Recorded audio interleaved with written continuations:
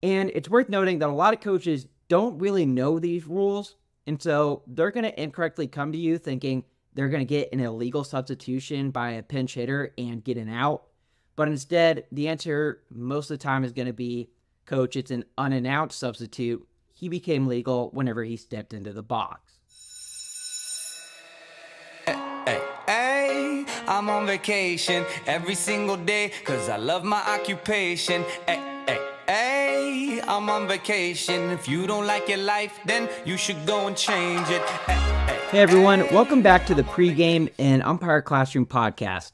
I'm your host, Patrick Faerber, and today we're diving into an interesting substitution scenario that occurred in one of my recent collegiate summer games. Now, to set the stage, it's 1 out in the top of the 5th inning, and the defense is heading to the bullpen.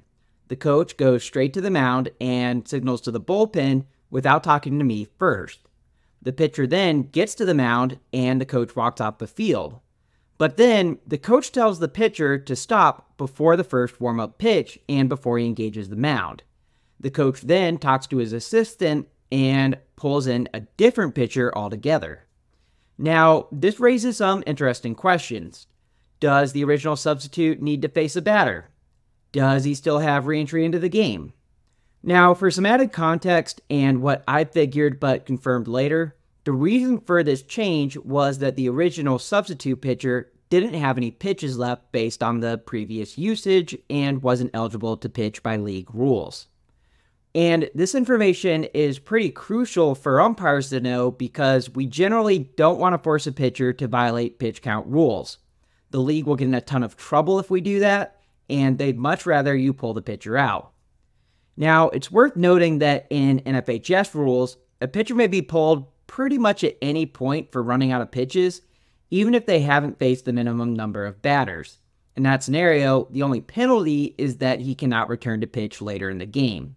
The same thing would apply if the starting pitcher listed on the lineup card was not able to face the first batter. He can still play in the game, he's just not allowed to pitch. Now, getting back to our scenario, the first question here is, do we have a legal substitution?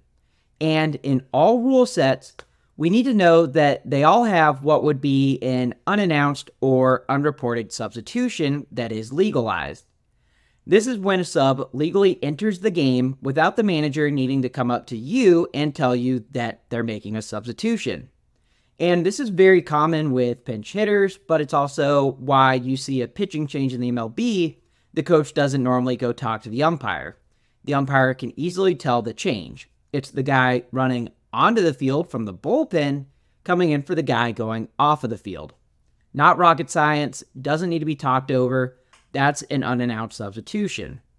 In pretty much every level of baseball, you may have one illegal substitution in your entire career, and that usually only happens because you mess up a rule around designated hitters or extra hitters.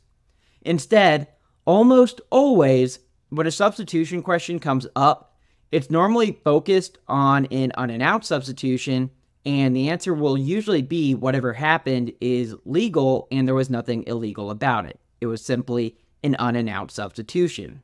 And it's worth noting that a lot of coaches don't really know these rules, and so they're going to incorrectly come to you thinking they're going to get an illegal substitution by a pinch hitter and get an out. But instead, the answer most of the time is going to be, Coach, it's an unannounced substitute. He became legal whenever he stepped into the box. Now, the major question we have here in this play that I'm talking about is, when does an unannounced pitcher become the pitcher of record? And this can vary from level to level.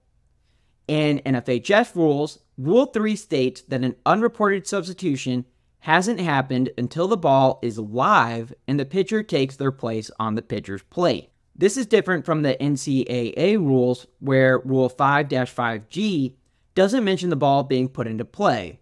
It only says that the substitution occurs when the pitcher engages the pitcher's plate. And this is similar to the same rule in the official baseball rules, Rule 5.10J2, which states that an unannounced substitution occurs when the pitcher takes his place on the pitcher's plate with no reference to the ball being put in play. And finally, the fourth rule set I'll cover with you is Little League rules, which Rule 3.08 states that an unannounced substitution occurs when a pitcher takes a position on the pitcher's plate and throws one warm-up pitch to the catcher. It's important to note that league policies at some levels may supersede these rules, but won't necessarily apply to your games. Also, in many of these rules, a pitcher action clock may still apply, limiting the number of warm-up pitches. Now, with this being a Sun Belt Summer League game, we applied rules similar to the NCAA, which meant the original substitute wasn't considered to have entered the game. This allowed the coach to make the change without burning the first pitcher's eligibility. Now, this would have been the same in all rule sets, but if he had engaged the rubber and not thrown a pitch, then he would be committed to pitch in both OBR and NCAA rules. However, he wouldn't have needed to do so in Little League or NFHS. That said, in the final way this could have gone down, after throwing his first warm-up pitch, he would then be an official substitute at every level except the NFHS. Remember, in high school rules, unannounced substitution does not occur until a ball is put into play. Now, understanding these nuances around different rule sets is crucial for umpires. It allows us to make the correct call in these unusual situations and explains why the same scenario might be handled differently depending on the level of play. You also need to know that a coach you're running into this situation with probably is not very familiar with the rule set they're playing by, and on top of that, they probably only know the rules from MLB because that's what they watch on TV, which I'm going to guess you're probably not an MLB umpire, so those rules aren't likely to apply here. And without overcomplicating this, note that there are MLB-specific rules that are not in OBR. This would include something like PA announcements signifying an official substitution. That's something that might occur in MLB baseball, but obviously not going to be the case at youth levels. So before closing this out, in our scenario, it was the right call that he was allowed to come out of the game, and it did not count as a burn substitution. That pitcher was still technically available to come into the game. Now, that being said, I had the offensive team complaining that they wanted to make sure that pitcher was burned, even though he never engaged the rubber, but just by the fact that he came on the field. Now, I could have gotten into a long discussion with them about what the rule was and how it was not an unreported substitution because I never crossed it out because I was never given an official substitution, and he never became an unofficial substitute because he never engaged the rubber. But that would have gone a lot of back and forth. So instead of going over there and engaging with their questions about was he going to be burned and they wanted to make sure he was burned, instead I went over to the coach of the defensive team and I had a pretty good guess that the guy was actually not eligible to pitch just by pitch count. So I asked him, hey, did that guy come out because he didn't have enough pitches? Is he going to be able to come into the game later? What are your thoughts there? And the coach straight up told me, he said, he's not eligible to pitch. He's out of pitches. I ain't getting in trouble for pitching somebody that shouldn't be on the mound. And so that was easy enough because he's a PO. I know he's not coming into this game. The coach just told me.